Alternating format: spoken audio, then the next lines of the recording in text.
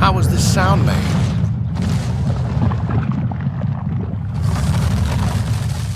Peter's description for the Balrog was, he said, this is not a physical creature.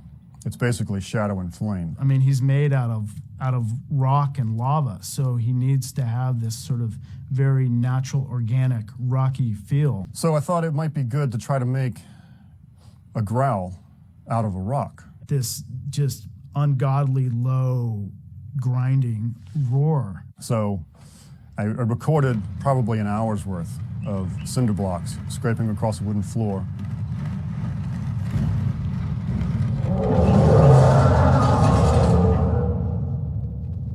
You can really hear that too. I mean, it's just this big sort of rocky scraping.